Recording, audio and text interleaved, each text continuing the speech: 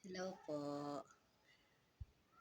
Guys, sa mga nagtatanong kung paano ko niluluto yung aking business na hindi nila malilimutan, simple. Simple lang siya pero swak sa budget. Ito ay ang pansit palabo. Sa ibang lugar, ang tawag dito sa Cavite, ang tawag dito ay pansit luglog. So ito na po ang mga sangkap guys. Pakita ko sa inyo. Yung iba na naghahanap ng mapapagkakitaan, ito po yung pinagkakakitaan ko dito lang sa loob ng bahay. Ipinupost ko po ito, then magko-call sila. Sinasamahan ko lang po ito ng ibang dagdag merienda, pero tatawag sila, then dadalhin ko po. Nakasakay ako sa bike. Pakita ko sa inyo. Ito po. Ayan po ay ang sinasabing palabo. Ito po yung egg, pan-toppings. Tapos ito po yung chicharon powder. Tapos ito po yung tinapa flakes. Then, meron pong garlic, fried garlic, at saka spring pepper. At saka ito, chicharong baboy. Naubos na ang laman. At saka ito yung kanyang bihon.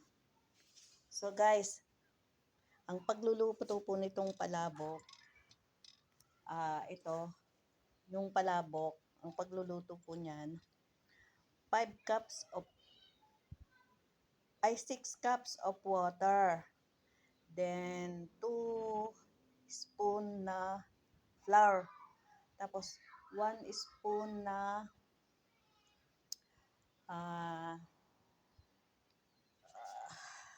ano ba yung isa? Cornstarch.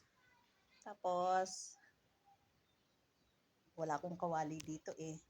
Igigisa nyo po yung sibuyas, bawang, then lalagyan nyo ng 6 cups of water, palaputin nyo doon yung 2 spoon na harina at saka 1 spoon na cornstarch. So pag malapot na po yon, samahan nyo rin po ng nor na shrimp. Ayan. Lagyan nyo po ng atsuete para medyo may kulay dilaw. So pag na-mix nyo na po yan, may kaunting paminta. Bago nyo hanguin, lagyan nyo ng egg. Pampalapot din po yon. Then, pag may bumili po, babanlian nyo lang ng tubig na mainit yung bihon. Then, pag ilalagay nyo yung mga sahog niya, ayan nga, kumpleto yan. So, sa 40 pesos, mabubusog na kayo. Pwede nyo po yung dagdagan ng masasarap na toppings katulad ng hipon o kaya ng ibang klaseng mga seafoods. So, mas mataas po ang presyo nun. Pero sa 40 pesos, swak na po yun. Swak na swak. Masarap na po yun kasi ang nagpapasarap po ay talagang kumpletuhin lang po ang sahog. Ayan po, at sana matulungan ko yung ibang nag-iisip kung anong kanilang pagkakakitaan. Yan po ay pinagkakakitaan ko sa araw-araw. Kasi guys, meron pa akong isang estudyante.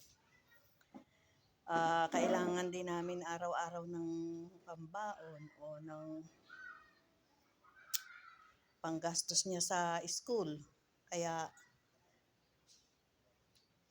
natuto akong magganyan. Hindi po nila malilimutan ang lasa niyan kasi kahit tumigil ako, pagbalik ko, ayan pa rin sila. Hindi ko po binabago ang timpla ko.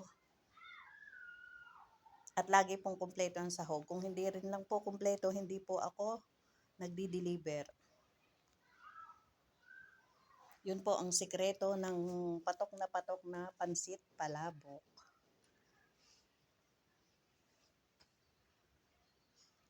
Ayun po guys, at sana natulungan ko kayo sa aking munting negosyo. Ayan po, pansit palabok. Thank you. Paki-like and follow po. Thank you very much po.